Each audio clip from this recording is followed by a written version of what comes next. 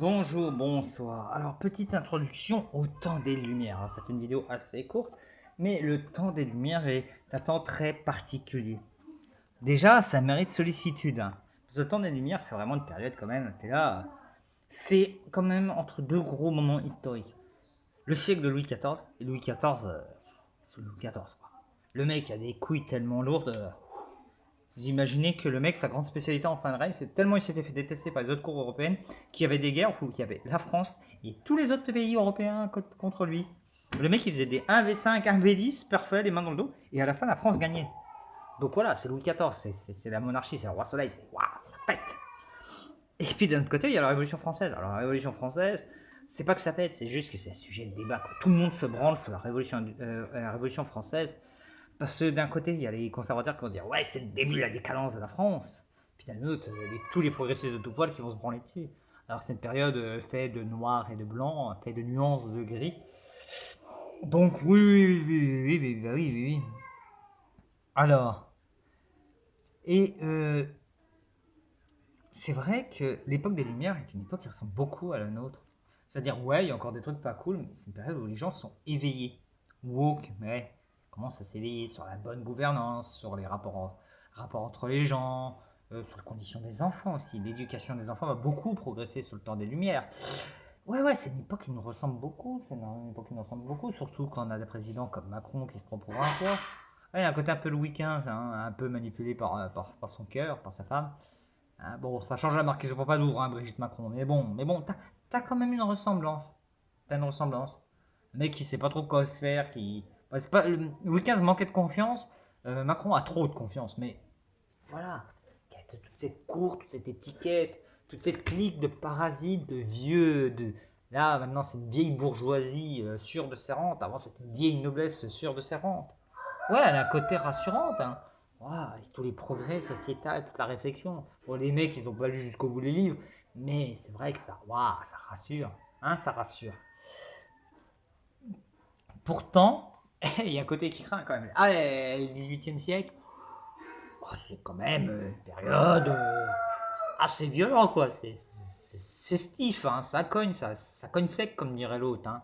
Il y a encore de l'esclavage, il y a la colonisation. Il ne faut pas oublier que c'est l'époque où on est encore au Canada avant d'être foutu dehors après le traité de Paris. C'est quand même une époque où on commence à s'implanter en Afrique. C'est l'époque de la traite négrière.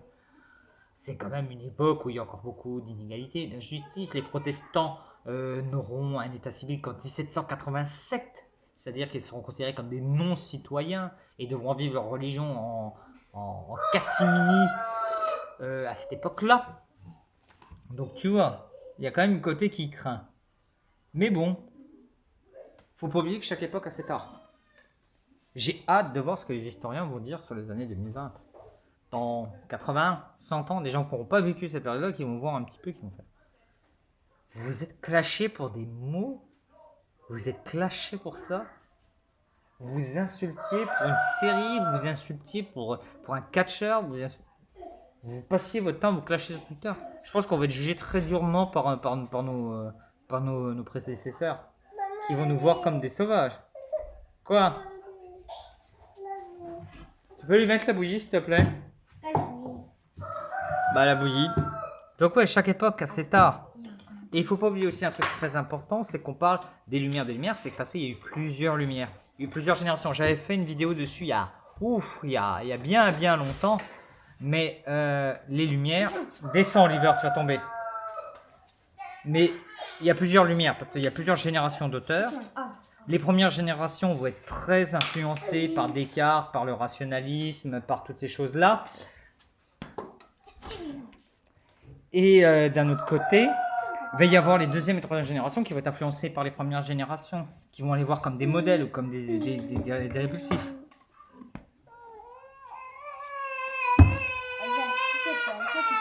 Chut. Donc ouais, il y a plusieurs lumières, plusieurs types d'auteurs, plusieurs objets. Vas-y, parle encore plus fort, merci. Pourtant, je leur avais expliqué les règles, mais bon, c'est très difficile, surtout pour un enfant de 9 ans, alors que pourtant elle est très intelligente. Donc oui, je disais quoi avant d'être interrompu? Oui, il y a plusieurs types de lumière. Selon les auteurs, selon les objets qui vont être étudiés, selon l'évolution du monde, parce que les premières lumières remontent au début du XVIIIe siècle, les dernières vont être à l'aube de la Révolution. C'est pas le même monde là. Donc ouais, mais on ne les lit pas assez ou peu. Qui a lu Voltaire complet? Complet. Et au lieu de lire, comprendre, voir les nuances, voir les différences, là est le problème.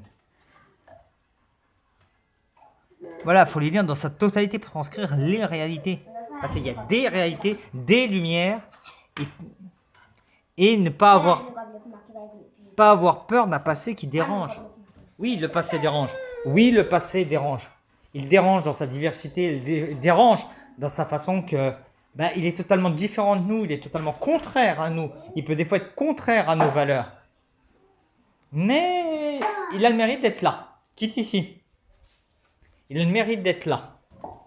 Il a le mérite d'être là, il a le mérite d'exister et ce temps de lumière mériterait un peu plus de sollicitude, je pense, comme toute période historique, comme l'histoire en général, qui est vraiment maltraitée actuellement parce qu'on n'ose pas voir, on a du mal à voir la différence. On la voit trop, on met trop en avant sa différence. Alors que juste, les lumières, c'est les lumières, point. Avec ses réalités, avec ses forces, avec ses conséquences. Donc voilà, j'espère que cette petite introduction des temps de lumière en featuring avec mes enfants vous a plu. Si ça vous a intéressé, je vous invite à lire les auteurs de l'époque. Et je vous souhaite une bonne fin de journée. Ciao!